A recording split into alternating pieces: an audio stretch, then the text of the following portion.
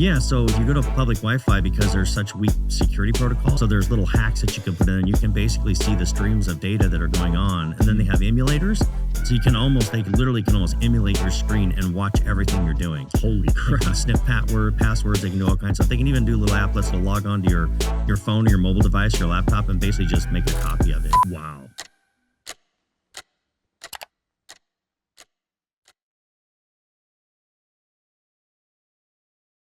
Okay, guys, we got Scott here today, cybersecurity expert. What's new with you, man? I know you got the book launch and you're busier than ever. Yeah, well, thanks for having me on. Really excited to be here. Big fan of you and your show, and so it's really cool. Thanks. But yeah, I live in the world of cybersecurity. That's where I camp. Yep. Clash of two worlds right now, because I'm in the entertainment business and you're in cybersecurity. Yeah, it's crazy world out there. There's just so many threats and things that are going on that it's almost hard to get your head around. The growth of, the cybersecurity hacks and the ransomware stuff that we read about, really almost every day in the news. It's crazy. And it's obviously a global problem too. Yeah, because data is really valuable. So these people or groups want to basically get all this data, right? That's how they're hacking into these companies for the data. 100%. Yeah, they really want the data as the value, and certain types of data is more valuable than other types of data. So, they love, healthcare data, not only for the healthcare, kind of HR, the doctors and the nurses, but the patient data is really valuable too. So on the dark web, which is where a lot of this lives. And, that's one of the problems, quite frankly, is it's becoming so prolific for anybody. If you're a middle schooler or a high schooler that really loves tech and you want to start hacking, just get the Tor browser, go on the dark web. You can actually join a franchise for ransomware and to do hacking. Wow. So you pay $299, you get a kit, they give you some tools, some training. And then if you go out, try to hack maybe some local businesses or whatever you can, because, you're connected. So you really can, we get hacks from all over the world that come into the US and get businesses. And the other things are going way down to small businesses, but you basically can join up a franchise, crazy as it is. And they'll bring in, if you can't hack in, they'll bring in one of their experts, one of the really good threat actor guys, and they'll actually work with you, and then they'll split the profits of the ransomware. So once they get the Bitcoin, and it's a sophisticated world. And the other thing is that a lot of times when they finally do negotiate and, they show up with a black screen and all your network's down, I mean, you just kind of imagine, your whole thing is, whether you're a small business and a coffee business or you're, a hospital, your systems come to a complete halt. So you just get a black screen of death, as we say. It's got a text file that says, oh, by the way, we have all your data encrypted. Please pay, 50 Bitcoin to, whatever, 100 Bitcoin or whatever. And so then in a couple of cases, we've been pulled into ex post facto of, ransomware. They're ready to settle and negotiate because they didn't have proper backups and some of the things you should have in place. And they said, oh, call our 1-800 number to our call center and they'll settle up the transaction. So they're so sophisticated. They actually not only have franchises, they have call centers. Wow, that's crazy. A call center just for reaching settlements. Yep, 100%. Yeah, some of these hacks are clever. The crypto ones are crazy because those are hard to trace, right? Really impossible to trace. And that's why they want to be paid in crypto too, because they can't trace the dollars. The FBI or Interpol can't trace them. Yeah, so those ones, what can you really do, right? There's nothing you can do unless you go into where I talk a little bit about in my book. We talk about zero trust, which is kind of a methodology. It's about layers of security. But one of the, big prerequisites to this method of zero trust to enhance your cybersecurity is you assume breach. Because, we look at all these big companies, even the casino stuff, they spend millions of dollars on cybersecurity. They have the best and the brightest people, guys that are making $500,000 a year, expertise, all the tools, and yet they still get hacked. So the idea of assume breach, if you're a smaller bit, and they're going downstream, the threat actors are going for very small businesses. You could be a business with $500K or a couple $1 million in revenue, and they're going after you. They're going after everybody. And it's become so crazy. It's growing so fast. 10 trillion this year in cyber, hacks that will happen to cost businesses. That's supposed to grow in the next 3 years to over 20 trillion. Holy crap. So it's going to double in 3 years. It's crazy. Yeah, I was just going to ask who the targets are, but it sounds like just everyday mom and pop businesses. Exactly. And that's really a lot of the reason that I, kind of wrote the book. There's an altruism to it that I kind of want to raise the tide that floats the boats of everybody being more aware about security. And so the Visible Ops cybersecurity that I wrote is basically been pretty popular because people care about their cybersecurity. And then realizing that the first book, that's pretty big, is a little technical. And so for some of the more executive audience, I need to pay attention, business owners, presidents, vice presidents, that maybe are being told by their IT they're good, or they have a current provider that's managing their IT and their cybersecurity. How do they really know? So I actually wrote the executive companion that really has no geek speak, as they say.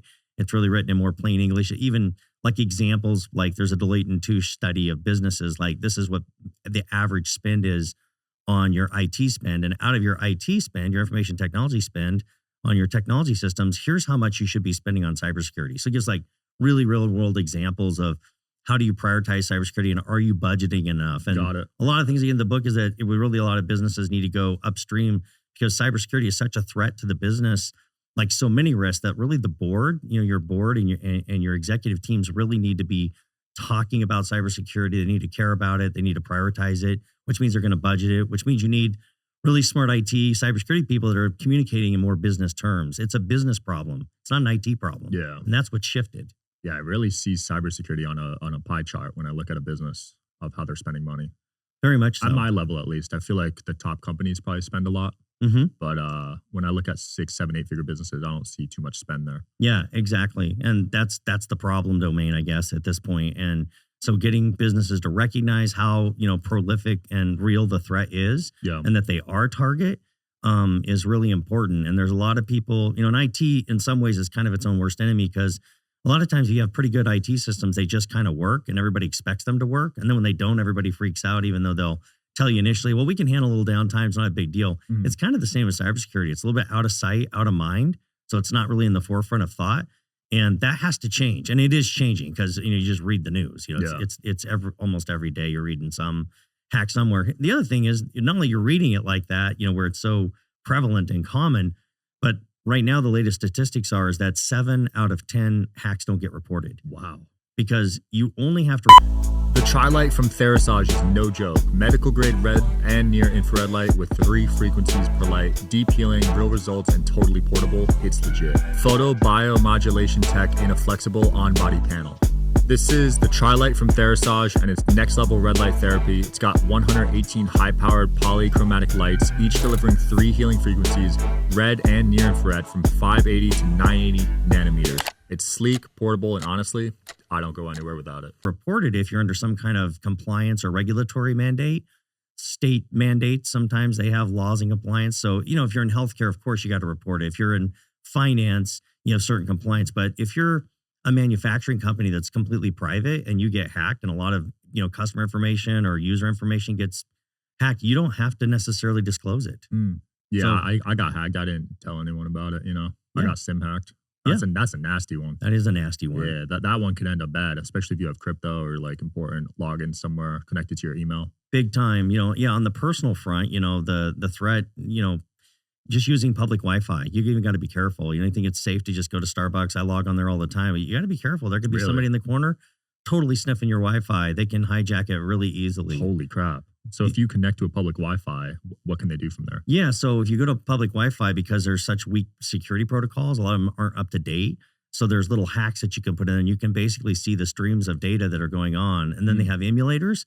So they literally can almost emulate your screen and watch everything you're doing. Holy They crap. can sniff passwords. They can do all kinds of stuff. They can even do little applets to log on to your phone or your mobile device, your laptop, and basically just make a copy of it. Wow. Yeah, it's crazy. That's nuts. So even at like the airport, you could get compromised there? 100%. Yep. You got to be really careful. It's not that you can't ever use a public Wi-Fi, but if you do, you have to make sure you've got the right, security tools on your phone or your device to be using it. That is good to know, man. Yeah. Because a lot of people use public Wi-Fi, like at hotels, airports, Big time. Starbucks. Big time. And it's they're learning that people just aren't paying attention. Yeah. And it's easy to get that. And that's on the personal side, So there's a lot to think about in the whole world of, cyber. I was thinking about, you're kind of going back to the big corporate things, like the casino that got hacked here. Yep. MGM, right? MGM, yeah, that was really interesting. They literally just called the call center, the IT, support center, and got a password changed. One change of one password, and people are still, sometimes putting passwords on sticky notes and not taking it serious in smaller businesses, especially. But they even have protocols there. But they basically convinced, and these are some of the groups. There's a lot of bigger groups that come together. They're hacking groups, and these threat actors often are kind of one of three buckets. Sometimes they're doing it because they want to make just a statement, like a political statement.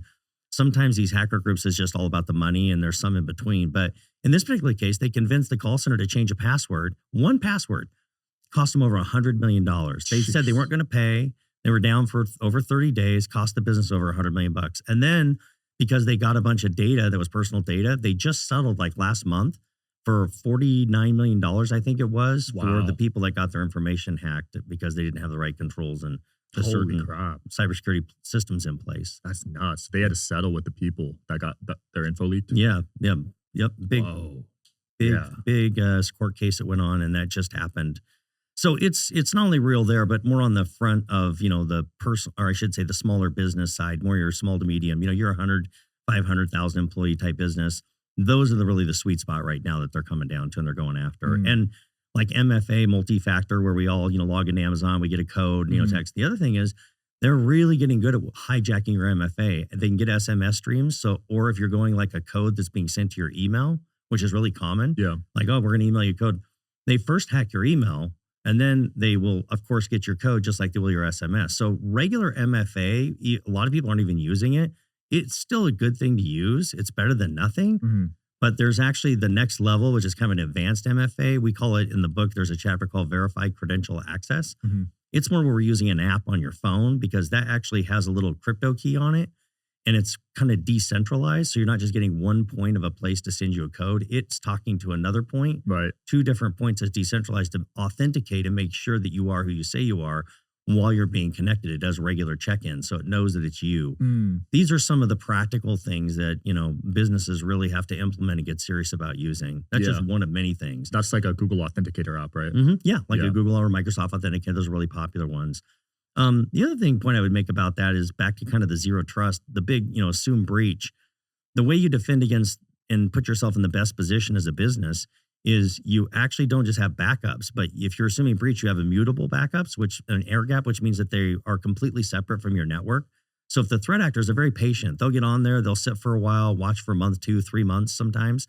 They'll see where you're streaming. So a lot of people are like, we're streaming our backups to another location. We're streaming to the cloud. We got backups. We're good. They'll actually watch where you're putting them. Then they'll go encrypt where your backups are if they're not encrypted. And so that's a really scary thing. So a lot of people don't understand, and a lot of organizations and companies, that the level that you need to have in your backup strategy. It sounds like, oh, we've got it covered. I'm sure everybody's saying they've got good backups, but can you restore? And are they mutable? Really important. And then you got to decide at what point in time do we want to restore to? Can we lose 4 hours of the data? Can we lose no data? Can we lose a day? And then how long is it going to take us to restore if we do? That way, when the black screen of death, as we call it, and the text file says that we have all your files encrypted and you want access to your network, you need to pay us this amount of Bitcoin to this address. You can basically just not pay it, ignore it. And you know that within, 8 hours or maybe 24, 48 hours, you can get your business back up from your backups. You can truly restore them because they're really immutable. They're separated. Jeez, that is crazy. Yeah. Have you been seeing any AI hackers or anything like that lately? Yeah, there's a lot of AI that's out there. They're using it. It's making it more difficult. It's kind of like a little bit back to the old days of the antivirus. Yeah. We'd buy an antivirus software and it would protect you against most of the popular malwares. And then they would write new malware that would go around the antivirus software. So then you'd have to do your updates so that you got the latest anti-malware. Right. That's a little bit the cat and mouse that we're in with cybersecurity all the way around, is that they'll figure out something with AI that they can do to try to hack people and different methods. But then new AI deterrents, and we use a variety of different AI tools in our business that can actually do a really good job of, cutting down the noise and finding some of the AI hacks. But where it really gets tricky with AI is when we get into deep fakes and we get into this idea of really using it as social media, because still 80%, 70 to 80% of all hacks or, network, infiltrations that happen, it really comes from the end user. That's the biggest threat, is the person. There's no real, if I become you, Sean, and you've got access to everything, and I convince that, it's you, I have the ability to basically have access to anything I want to have access to. So that really is one of the big pieces you got to look. And so there's some certain things that you deploy in good practices that we talk about in the book and stuff that you deploy to really what we call endpoints, or the end users, to really make sure you protect that endpoint. So it's a product called EDR, which is an acronym in our world, but it's called Endpoint Detection Response. It's like the new antivirus software of today. Wow. So every business should be using some form of an EDR. If you're not, that's a really basic thing. Every business should definitely have good backups that are immutable, completely off the network, which is a little tricky to do, and a plan to be able to restore them. Those are really foundational things. I hope you guys are enjoying the show. Please don't forget to like and subscribe. It helps the show a lot with the algorithm. Thank you. That's good to know. Yeah, I need to start thinking of how I could do that with all my footage, all my data, right? Sure. Yeah, you'd have a lot of valuable stuff. Yeah. And so it's important to think about it being not just on site, but off site, but not only just off site, but a place off site where it can't be reached through this network. Right. It's like your crypto wallet. Yeah, like your crypto wallet. It's Yeah. a great analogy. Yep. Yeah, because if you have the regular wallet, you could get hacked easier. Big time. Yeah, there's a lot of threats like that. So yeah, there's a lot of parallels. AI is definitely, the future. They're using, back to the AI thing, they're using it to really try to fool people in so many different ways. And it's, so fast and creative and how it can convince people who they are. And then we talk about deep fakes, right? I mean, that's a whole scary world. That scares me because when you think about facial recognition and voice recognition, can that even bypass that potentially down the road? Potentially, it certainly can, and that's why it's a big concern. As well as just all the implications, right? I mean, if you could deepfake, Sean doing something nefarious that Sean would never do, whatever that is, and how do you really know? I mean, and so they're of course writing, better deepfake software, and then it's kind of like the cat and mouse game, but then better detection. But I don't know. Right now, the bad guys are winning. That's really the theme. The bad guys are winning. They're hacking more and more networks, getting paid tons of money, and it's very profitable. They make it very easy to do, and it creates for a lot of challenges out there for businesses to properly defend and what we call really have the proper cybersecurity hygiene. Also, I wonder if the punishments are enough time, because I remember my friend got SIM hacked. The guy only got a few years, but he got 8 figures in crypto. You know what I mean? Wow. Yeah. That is a problem. They're still catching up a little bit with, how do you track down, threat? And the other thing is that, it's anybody that's connected across the world. So, the hacker may not be somebody that's US based. Right. It's likely could be another country, and they may or may not have stringent laws, Good point. Certain countries, I know there's groups in North Korea that hack crypto. There's groups in Asia, right? Other countries. Big time. Some of your biggest groups are there.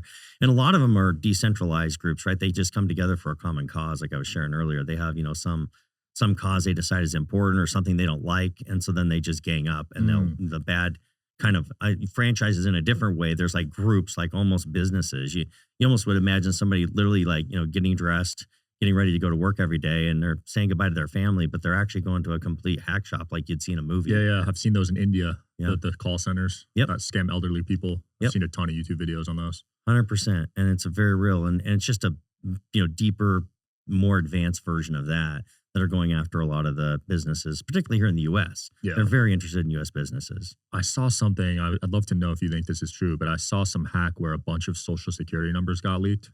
Almost everyone that lives in the US. Did you see that? Yes. Yeah. It was a governmental hack. There was some agency, I believe.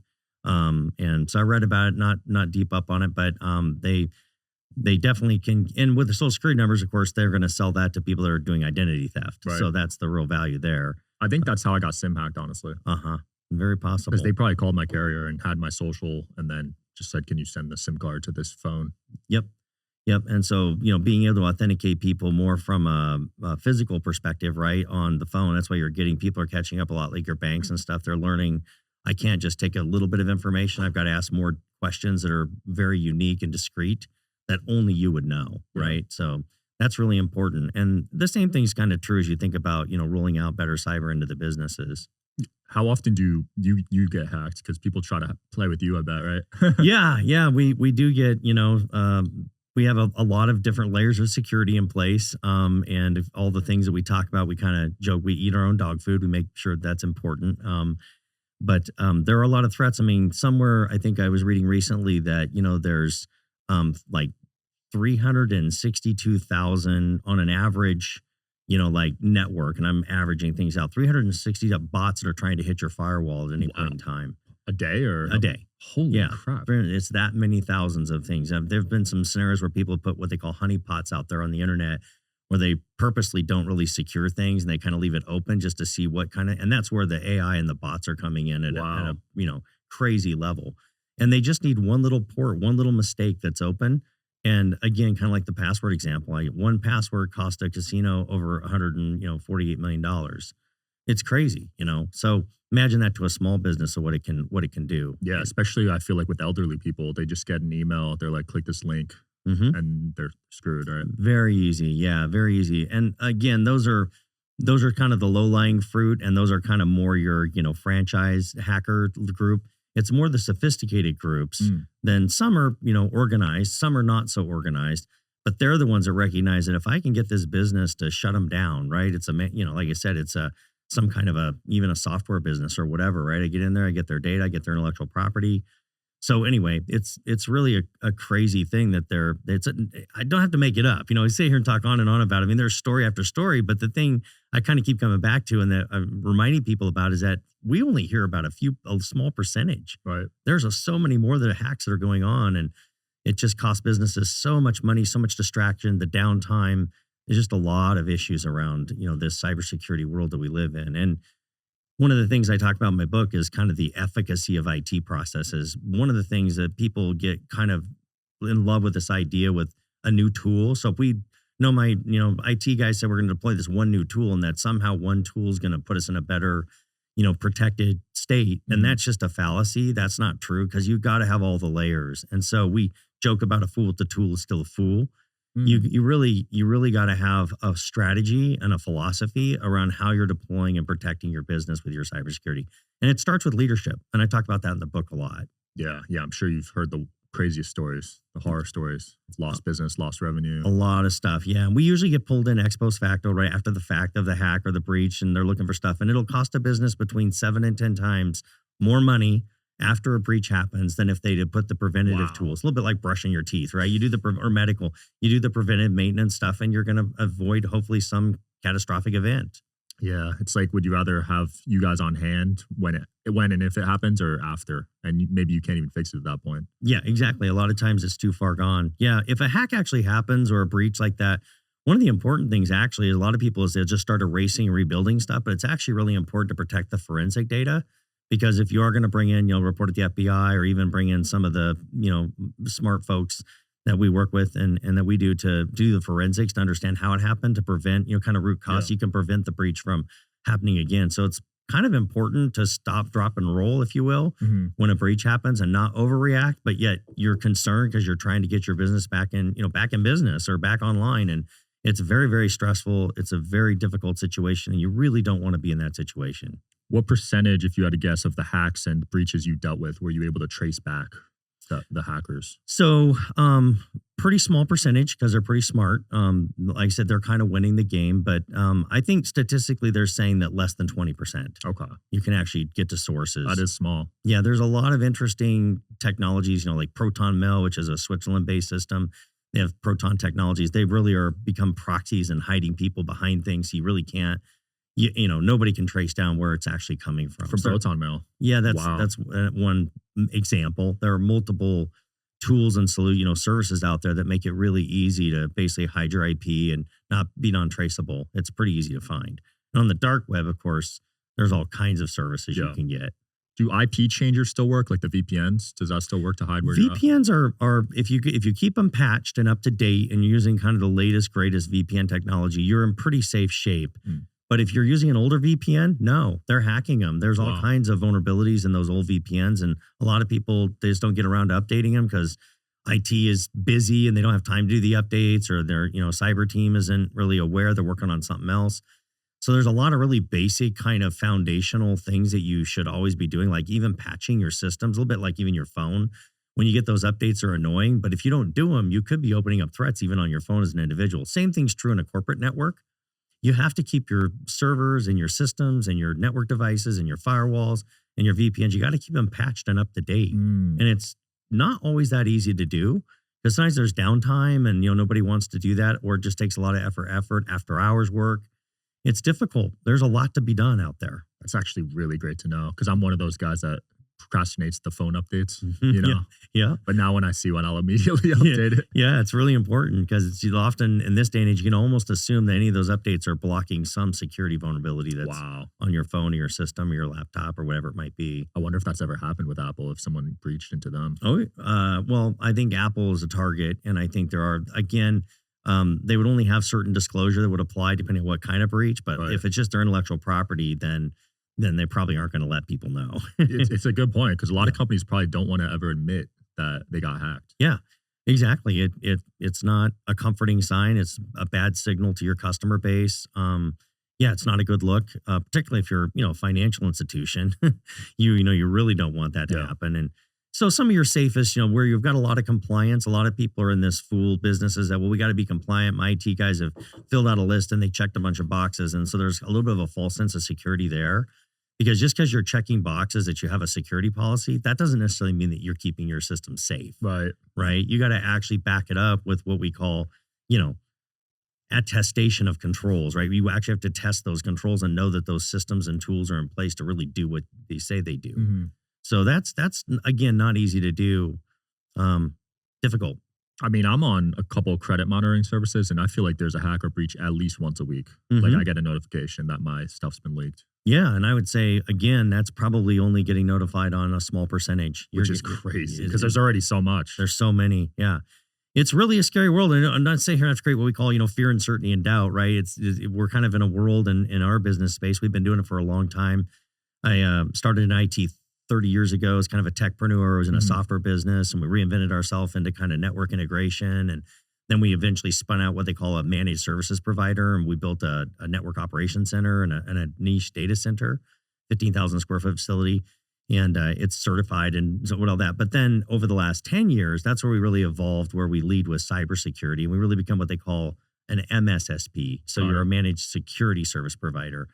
And so that's really what we lead with because everything in management of IT really does require that you're managing, all of the IT systems with a security first mindset. And I talk about that a little bit in the book. Matter of fact, one of the things that's really important is kind of getting back to the processes is that there's some older studies and they're still true recently that 70 to 80% of IT downtime and IT failure is correlated to like some unapproved, unauthorized, untested change. Mm. So if you have really bad change management practices, you likely are going to have a lot of IT downtime. And here's the quip of cybersecurity that I talk about in the book a little bit is that no security breach happens without a change or a need for a change. Either I brute force hack something, right? I use some tool to get in and hack in and get in your network, or I convince you to change something. I become your social engineer you. Interesting. And so then I do. So the idea that the efficacy of IT processes, what I'm really saying in there is I'm saying you really need to have good change management practices. And that involves some other things you need to have in place, like configuration management, a couple of things. But the point is you got to have good change. You really focus on that. It kind of becomes a really important backstop to your cybersecurity. Yeah. So it's kind of common sense, even though it sounds a little process and techy. It's mainly just saying you got to have really good change management practices. That helps your cybersecurity posture too. That's great to know because, you got to think about your employees too. If they get hacked, how much control do they have over what they could change, right? Yeah, exactly. And that's why it's super important that you're monitoring change. You have what we call kind of detective controls. So it's monitoring something and saying, oops, something's not right. Yeah. There's some old stories. I'll tell one about, the Target breach. Mhm. It was one of the first big credit card breaches that happened. This is about 7-8 years ago now. And what happened is that they actually had a HVAC vendor that manages their air conditioning and heating systems that actually had a dedicated connection, VPN connection into the Target network. Mhm. And so what happened is they actually figured out a hacker that they had access to all these businesses. They liked the Target one. They used their network to get into the Target network. And it was what they call a flat network. In other words, once you're on their network, you can kind of get to everything. Wow. And they had a bunch of point of sale servers that were living in their data center at Target, the HQ. And this threat actor put a little piece of code, a little applet as we call it, that basically allows you to just siphon data, stream data to another place, another point. Wow. It put this code, the breach happened in April. They set their April, May, June, July, August, September. And it was November, late October, early November. They started siphoning, the Christmas season for retail. And they started siphoning off all the credit cards to some, data centers in another country. I think it was in the Ukraine actually. So they siphoned all of the data off. Holy crap. And that was one of the biggest credit card breaches that had ever happened about 7 years Target ago. has millions of customers. Millions of customers and whatever. And so that's the kind of stuff that, these threat actors, they're sneaky and they'll sit there, they're patient. They don't need to, get an immediate reward like you might think they would. They're pretty smart about what they do. So that's the kind of stuff that now smaller businesses, back then it was more of the bigger targets because, there's a bigger payday, but they'll take small paydays now. If you can someone, $500,000 of Bitcoin, they can get that out of you. Also, statistically, 40% of businesses that, get a hack or a breach in a serious way actually go out of business within a year. Wow. That's actually really high. 4 out of 10, which is crazy. Matter of fact, in that same thing, not to just spit, statistics, but it's just kind of interesting that not only go out of business, but a lot of companies are relying on cybersecurity insurance. Well, they're saying, well, we're pretty good. I've been told we're good, but if we get hacked or something bad happens, I've got good cyber insurance.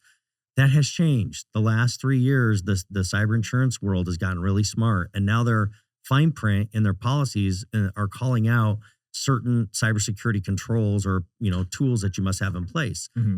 So they're basically saying if you don't have these things that are actively monitoring your network for cyber and so forth, they will actually not pay. So I think I was 40% also of cybersecurity claims got denied last year. Holy crap, that's and a it's lot. growing this year. So a lot of people or businesses, are just saying, well, I've got great cyber, but be careful. You should have that cyber insurance and policy reviewed. You should be taking a look at what the fine print says. Yeah. Because they're getting smart because they're having to pay out so much and people weren't doing anything about their cybersecurity. So you can kind of understand the insurance side of the world too. But that's a real problem out there. We run into that a lot where people are like, well, we want to do a little bit of a cyber, but we don't want to do much because we got insurance, so we're good. And it's like, well, maybe you aren't. So we actually do an assessment around their cyber insurance for them, and it's eye-opening what you find at the fine print and what they have to have in place that they don't typically. I might have to have you look at mine because I think I have like a $10 million policy, but it might not be enough. You know? Yeah, they might have certain things in there that they say that you should be doing if we're going to pay a claim. Right. That's what happened with my Lemonade. It was my home insurance, so my car got broken into, but they didn't give me the full amount because of some loophole. There's always something with insurance companies. There is they've learned to kind of play the fine print on you big time. Yeah. And with big companies, you can imagine they're paying millions of dollars in cyber insurance. So there's a lot that goes on there. I bet. It seems like it'll always be an ongoing war though with the hackers. It is, yeah. And unfortunately, I mean, you'd have to say pretty honestly, they're winning. Right. Based off stats, it sounds like they're winning by a lot right now. Yeah, I think I read another stat again that I think it was 28% of small to medium businesses actually feel on a survey, and it was like 2,000, 2,500 companies, actually feel like they're doing a good job of cybersecurity. So they kind of know, it's kind of learning that I don't think we're as prepared as we think we are. And a lot of your IT people, I mean, they're overworked or they're not properly budgeted or funded in some cases. In other cases, they can be kind of arrogant. We see that a lot where they just think that they're smarter, they've got it figured. They will think they're better than best practices. They'll use words like that. And it's like, really? And then when you start working with them a little bit, you start to realize, you've got huge gaps, huge pieces that are missing, and you're really vulnerable. Yeah. So it's a big deal right now. And so a lot of people, the executive suite is kind of fooled into thinking, because those guys want to protect their jobs too. So they're telling them, no, we're good. We're really secure. We just deployed the latest tool, whatever tool that is. But back to my fool with the tool could still be a fool. So it's kind of interesting to see it from that perspective too. And then a lot of them have providers. So like, well, we pay X, Y, and Z company, like my company, an MSP or an MSSP to deliver a certain amount of services. But how do you know? Are they giving you regular reporting to provide, again, back to kind of attestation? So one of the things we do is we use a full third party. That we can't be the people managing your cybersecurity, but then telling you that we're doing a good job. So we use a complete third party. It's actually called Galactic Partners, great company. And we use them to actually do regular penetration testing, which is more than vulnerability testing. Vulnerability is a pretty typical, simple thing that used to be okay. Now you have to actually use tools that try to penetrate the network to emulate things like ransomware attacks and do those kinds of things. So that's one of the tools that we use. Have you ever, you don't have to say the company, but have you done a penetration test on a large company and they failed before? Big time. I would say hundreds, and we're seeing tons and tons of them, and some bigger companies, some enterprise-ish type companies. We don't typically work with the Fortune 1000s. We're working with a lot of SMB, so a lot of them are, 250 employees, 500,000 employees. That's a lot. But yeah, and they're still fairly good size. And we have a few, customers that are in the 100 employee range. But I would say that's where we start usually when we engage with the customers. We'd like, hey, let's run a penetration test first, and let's take a look and just see what gaps exist. And the report does a really good job. It's not even there's 5 levels of pen test. We're actually just doing a 1, and usually it's only sampling like 10% of the network. They'll run this little tool on a few workstations, and it goes out and automatically creates a bunch of great penetration data that it's testing. And the gaps are unbelievable. It's like shake your head. I mean, you're like crazy, some of the stuff. And for people watching this, you got a deal on that, right? Yeah. Matter of fact, I was going to share with your audience that a couple of things. One is that we have my book, the executive edition. That's kind of the non-geek speak. That's on sale for Amazon for like $17.95. You can order. But my team, if you text me, they will actually send you out a complimentary e-copy of that. But even to go a little further, I would like to offer a free, if you will, no cost on qualification, but a penetration test. We'll do a pen level 1 test through our partner, our third party. So it's not us telling you that your security is bad and all that. And really, you can use it for internal. You can go Google it. They're $2,500 to $10,000. They're not cheap, even for a basic pen test. And they'll give you great data. You can take it back to your IT team, to your cybersecurity provider, whatever it is, and help fill the gaps that it finds. Or obviously, if we find things and you'd like to improve your cyber, we'd love to talk to people about how we can bring our solutions to bear as well. I love that. Yeah, check out the link, guys. We'll link it in the video. And if you're watching on audio, check the description too. Yeah, my text is 541-359-1269. That's a business text line, 541-359-1269. And if you just text like secure 25 or secure, we'll know where that's coming from. My team will reach out. We'll get you set up. What are the text messaging apps you use? I heard Signal's good. Is Telegram good too? Yeah, and those are both good. WhatsApp's pretty good too. WhatsApp is a really fully encrypted end-to-end communications. Okay. If it's set up properly. That's good to know. So yeah, those are all decent. What about regular iMessage? Can that ever get weird?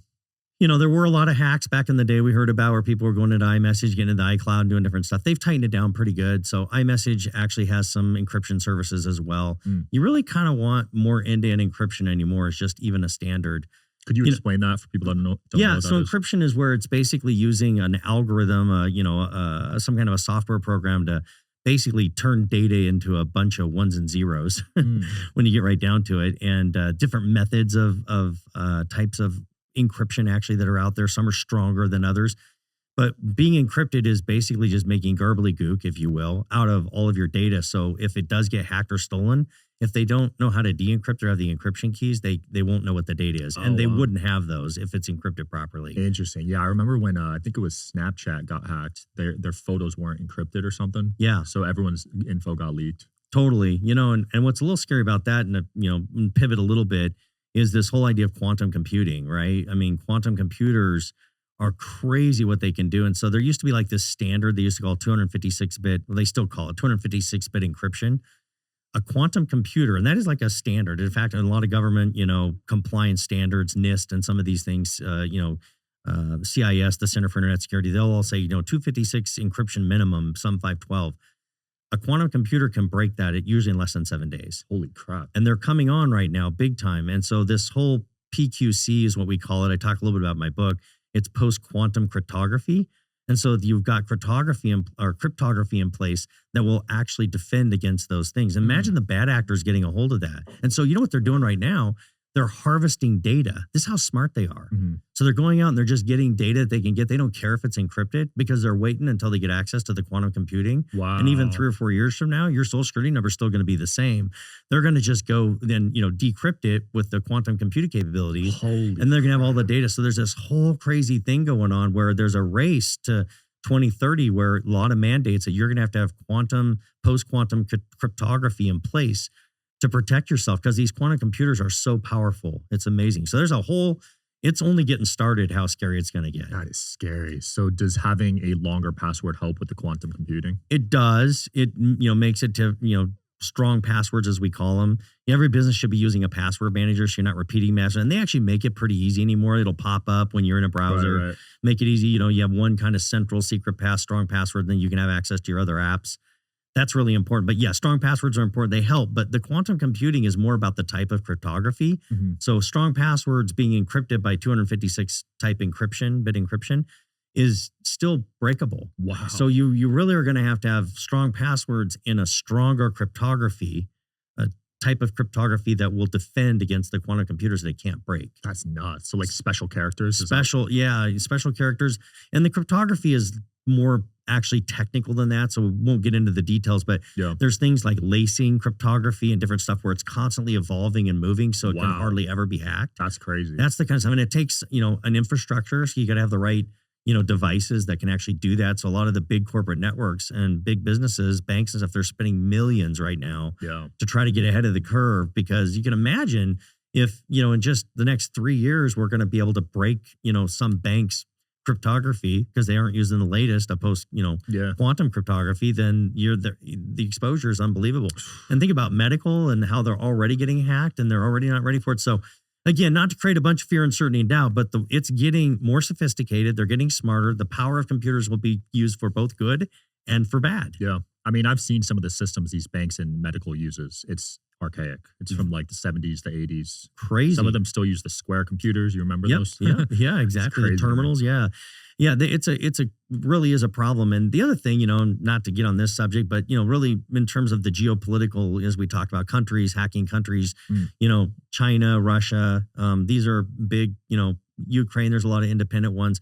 But there are big countries that don't really regulate a lot of that stuff. And they really have infiltrated our infrastructure. There's this kind of old system like you're talking about called SCADA.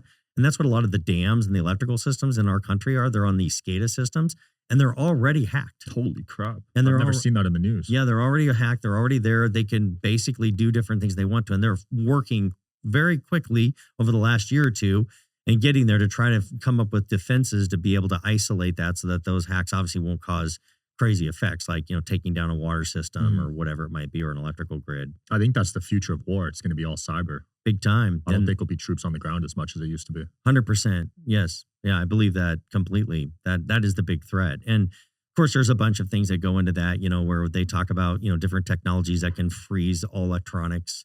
Yeah, they've got technologies where they can basically disperse a blast. It's basically a burst that will freeze all electronics, sometimes scramble them, make them incapable of being used. So there's a lot of in the cyber warfare world, there's a whole nother, discussion. But for now, we're just trying to get small to medium businesses really is our focus and really help them improve and get better, cybersecurity hygiene, deploy things. And it's really, it's not cheap, but to be honest, you do have to invest, but it's also not crazy expensive. If you're looking at the ROI going, look, if we invest a little bit now and we avoid having to pay, $500,000, $2 million, $5 million in crypto that we don't even have, and we have to go to a call center. But if we can avoid that, or even just having, something, leaked data, one of the things they call is data loss prevention is a service that we work around where people just stream data, even an employee innocently. I'm going to move this to my Google Drive. I'm going to move this where it's not secure and it's not safe, taking data off the network. Yeah. That's another huge problem and opens up, intellectual property. It could be recipes or code or personal information that shouldn't be there. So there's just all kinds of ways that data can be hacked, stolen, and used nefariously. Yeah, I mean, for me, like as a business owner, I want to be able to sleep at night. So I'll hire the best lawyers. I'll get the best insurance. I'll get something like this because I'd rather spend a little more because I know I did everything I could on my end because there's a lot you can't control. Yep. But at least I did everything I could on my end. And if something happens, hopefully I'm ready. Yeah, absolutely. And, if I was talking to you, I'd say, let's make sure you have good backups and that they're fully immutable. Yeah, I need to work on that because, right now we just have it on Google Drive, but we're working on hard storage. Yeah. All the footage because there's 2,000 episodes. So, yeah, that's a lot of data and needs to be protected. Yeah. Yep. For sure, man. Yeah. Well, Scott, this has been real fun. Anything else you want to close off with here? No, again, I would kind of circle back. I'm, willing to, get a hold of me, text me at the 541-359-1269. My team will get you an e-copy of the book out. Amazon, you can get the full book if you want to do a 405-page cybersecurity read. Love to have you read our book. We've sold about 350,000 copies of that book in the series.